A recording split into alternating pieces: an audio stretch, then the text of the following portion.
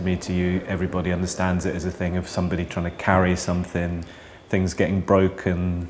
You immediately begin to read what's happening in the characters based on that. This sort of unfolding series of scenes, I guess, is coming from a strip cartoon. Things that kind of show about sort of time passing, action happening, like kind of drawing idioms, different kinds of idioms, like principally being things like illustration, cartoons. And the kind of editorial sense is essentially this idea of how in illustrations or kind of things that are kind of a joke about art or contemporary art, how it's kind of shown. You use those kinds of sculptures, those kinds of objects as a substitute for any art. It's a sculpture that's just like any sculpture. And I think for me, it's fun to make a kind of joke sculpture. But principally it's that idea of how you get to it. As soon as you come into the office, you get that sense of it's kind of setting up the gag. And in a sense, it's like just a really long-winded way of arriving at the gag about the sculpture, and that you see the people in the office, one of them's on Skype. You begin to see this notion of like a clipboard and a delivery note. It's one of the visual tropes you can follow from scene to scene. The idea of having like behind the scenes in a gallery or in a studio, and this kind of the mystical nature of the sort of artist in the studio and producing the great thing. And in a way it's just kind of pull that carpet right out from under the feet, so it's just completely ludicrous, and there is no concept or integrity or anything about the sculpture. It's like a thing that gets altered because it can't be lifted, and so you kind of see the scene playing out where it's then necessary to change the object only on a practical level and not on an intellectual level at all. Everything in the work's always got this rhetorical dimension, and also using that as a way of exploring making a show in a big institutional space. It has to have that dimension as well, so it's having fun with it. Everybody understands the sort of idiom, the look of the thing. It's quite legible like that, but then you find these little subtext. The guy with the lanyard sort of is representative or emblematic of the institution. The people in the office that's quite sort of disorderly, and also the idea of the gallery being quite sort of destroyed at the end. It's kind of in a semi-derelict street, and the show isn't finished. It's being installed, and you kind of see that scene of it being done. I think for me, it's all those things of what it actually feels like to try and make a show, and it is quite ludicrous in a way.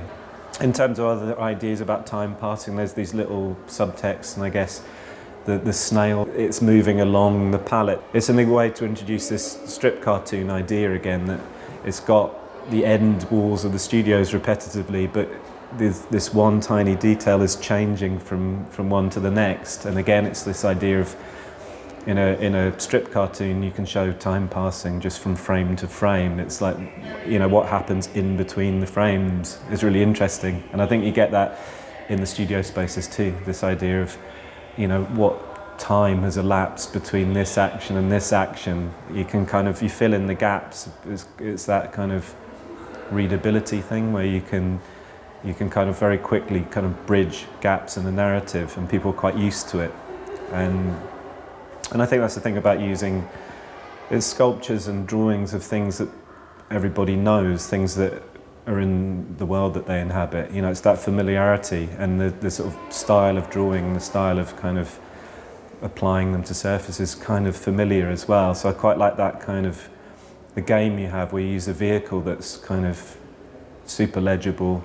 It's got things that you kind of recognise, and then I think it's easier to kind of play a game with narrative, tell that little story through the spaces, be quite cheeky as well. I think you can do things when you make work that looks like that, where it can sort of say things about BALTIC or sort of have fun with that as an idea, much the same as I've done in previous shows, where you can actually kind of do things a bit close to the bone, but people kind of tolerate it. It's kind of because it kind of inhabits this thing where you'd expect to find it's like a cartoon, it's fine, it's not going to hurt you, it's that kind of thing that it's trying to do.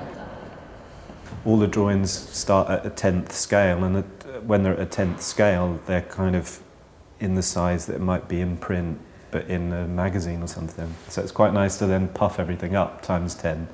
So it's got that flatness in the sense that a thing on a page, you know, you don't kind of look under it or around it or whatever. So it's that kind of game with the dimensionality where you apply things to these surfaces and they still kind of conform to being a drawing. And if you look on the back of them, it's the same image kind of flipped. It's almost like you're kind of just looking through it as an object. It doesn't give you another point of view, in a sense.